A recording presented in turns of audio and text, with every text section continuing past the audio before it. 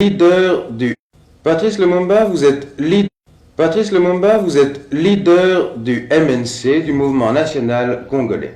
Quels sont les objectifs de ce mouvement? Nous poursuivons 3 objectifs bien précis. Le premier objectif, c'est grouper tous les Congolais sans distinction des tribus, de race, de classes ou de religions en vue de réaliser l'unité nationale du pays. Deuxième objectif, c'est initier les Congolais à la vie politique. Et le troisième objectif, c'est réaliser l'indépendance du Congo et constituer un État démocratique moderne, assurant à tous les citoyens le bien-être, la paix sociale et la liberté. Vous parlez d'indépendance. La chose est acquise depuis la déclaration gouvernementale du 13 janvier dernier. Je crois que tous les partis politiques congolais ou toutes les associations politiques mettent l'accent sur cette indépendance. Mais tout de même, quelque chose vous sépare des autres partis. Vous n'avez pas comme objectif une date précise à cette indépendance? Évidemment, la Belgique a reconnu les droits du Congo à l'indépendance. Il ne suffit pas de reconnaître notre vocation à l'indépendance. Il nous faut des actes concrets. Et c'est pour cette raison que nous avons décidé au dernier congrès de Louabourg de constituer un gouvernement congolais pour le mois de janvier 1961. La population a accueilli avec satisfaction la déclaration royale et la déclaration gouvernementale. Seulement, le peuple congolais désire une date précise pour l'indépendance du Congo. Vous dites « nous » au congrès de Louabourg. Qui, nous? Nous, quand je dis « nous », c'est-à-dire nous les Congolais, et tous les partis politiques qui étaient réunis au congrès de Louabourg ont voté une résolution pour réclamer la constitution d'un gouvernement au mois de janvier 1961.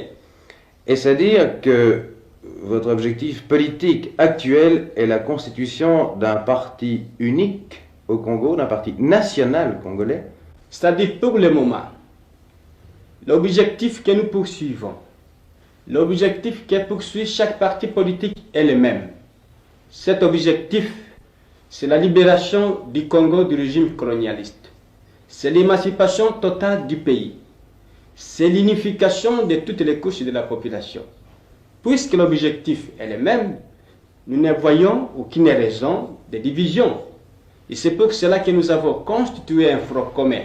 Mais après l'indépendance du Congo, il serait normal qu'il y ait 2 ou 3 partis politiques précisément pour qu'il y ait de l'équilibre dans la vie politique et administrative du pays. Mais pendant la période de transition, actuellement, où nous combattons pour réaliser l'union de tous les Congolais, nous ne voyons pas et nous ne voulons pas de division. Et tout le monde est d'accord là-dessus. Pour résumer les étapes, d'après vous, transition jusqu'en 1961.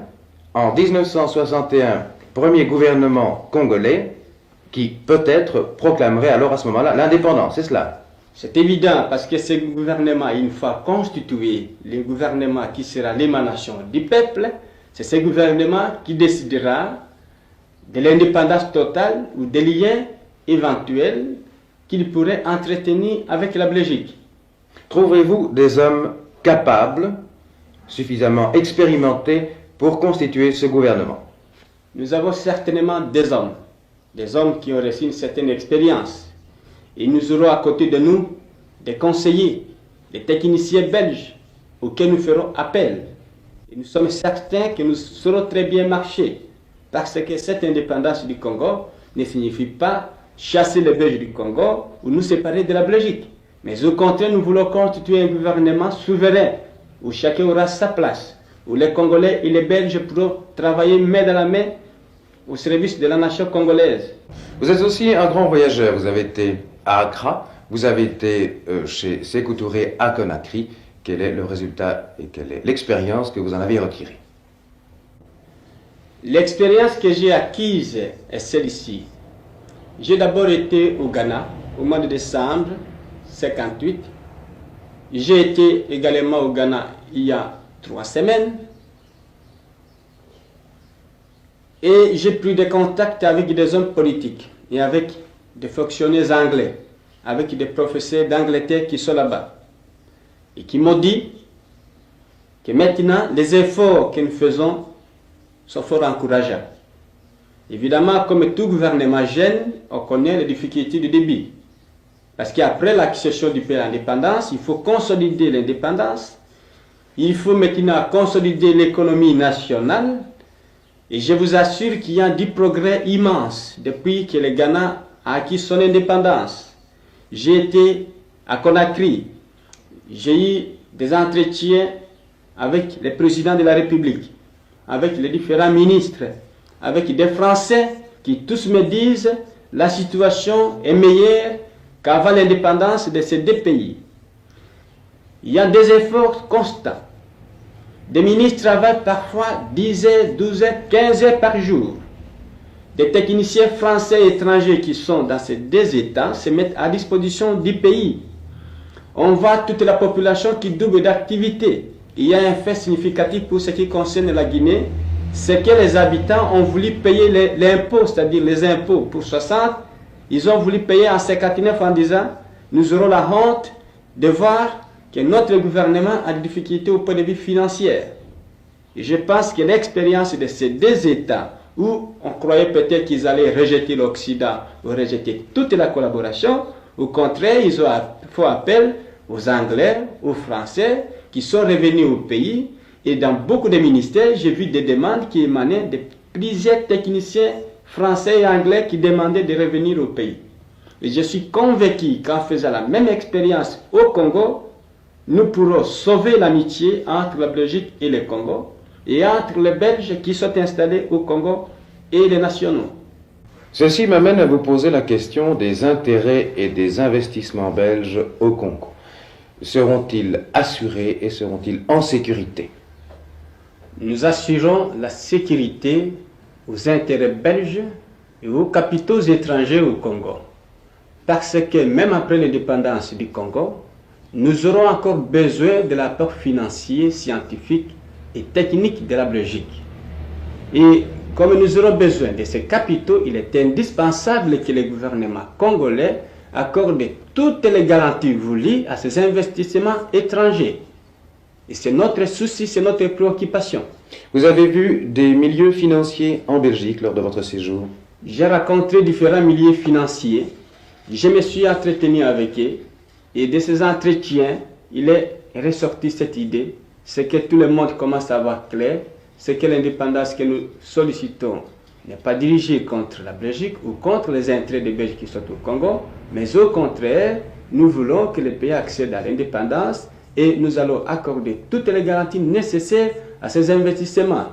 Et ces milliers m'ont assuré de leur sympathie, de leur appui le plus total.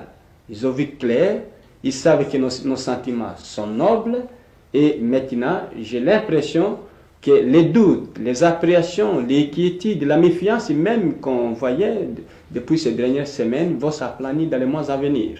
Une question encore, vous allez partir incessamment demain jeudi. Quelles sont les impressions que vous avez recueillies au cours de votre séjour en Belgique? Au cours de mon séjour en Belgique, j'ai rencontré la plus grande compréhension dans différentes couches de la population belge.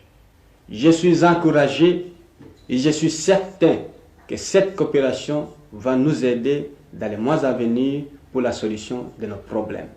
Je profite de mon passage à Bruxelles pour rendre un particulier hommage à Sa Majesté le roi Boudoué. Sa Majesté a sanctionné la déclaration gouvernementale et le message royal a été accepté et accueilli avec enthousiasme au Congo.